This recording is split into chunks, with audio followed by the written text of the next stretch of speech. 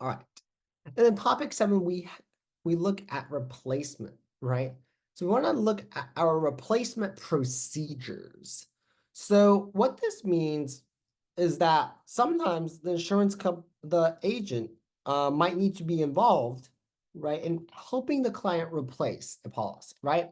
For sure, right? We don't want to be engaged in twisting and churning, but sometimes a replacement is needed, right? And so in that case, here are some of the duties of the agent, right? Present to the applicant notice regarding replacement that's signed by both the applicant and agent. Okay. Obtain a list of all existing policies, right, to be replaced, and the names of the companies being replaced as well. And submit to the replacing insurance company a copy of the replacement notice. Right. So in this case, most of it's pretty straightforward, right? We just want to make sure that we kind of have an idea of the steps, right? Of the steps that are involved when we take a look at this as well. Okay, so providing that notice regarding replacement, obtaining a list of all existing policies and the names of companies to be replaced, and submitting to the replacing insurance company, right? A copy of the replacement notice. Now, how about the duties of the replacing insurance company? What duties do they have?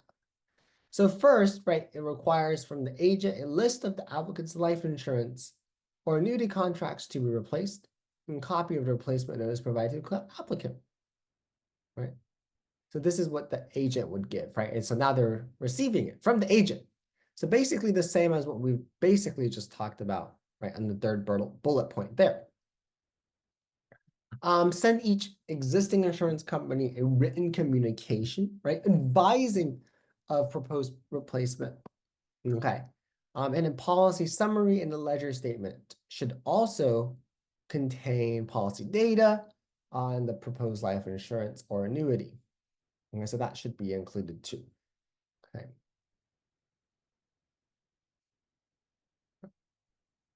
And the replacing insurer must allow the owner of a life insurance policy to return the policy within 30 days after delivery for a full refund. So we can kind of see that most of this is pretty self-explanatory, right? When you undergo replacement, right? The agent should provide the replacing company with policies to be replaced, right?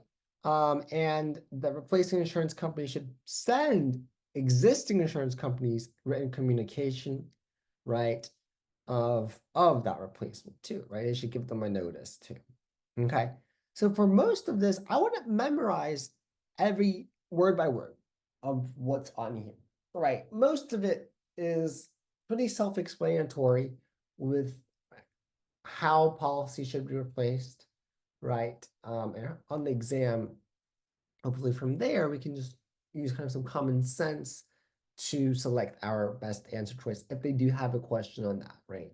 Because policy replacement is important too, right? Policies might need to be replaced sometimes.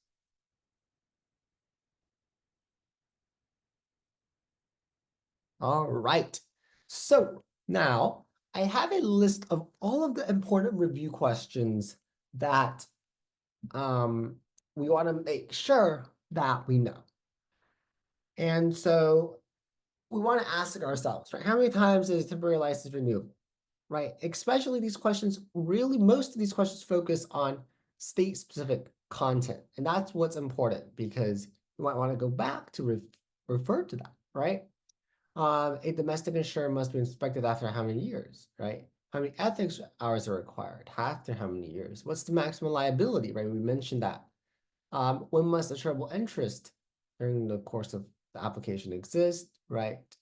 How long must LTC provide benefits for, like long-term care, right? Go back to review that from the previous modules. What's the maximum policy low interest rate? Again, right?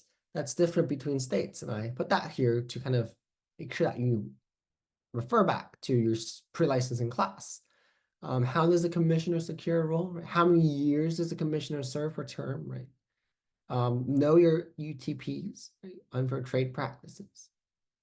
And what's the penalty, right, for violating these orders? Right? What's the penalty for violating these orders? And what's the difference between our stock and mutual companies? And for sure, you want to know about domestic, your foreign, and your alien insurance companies as well.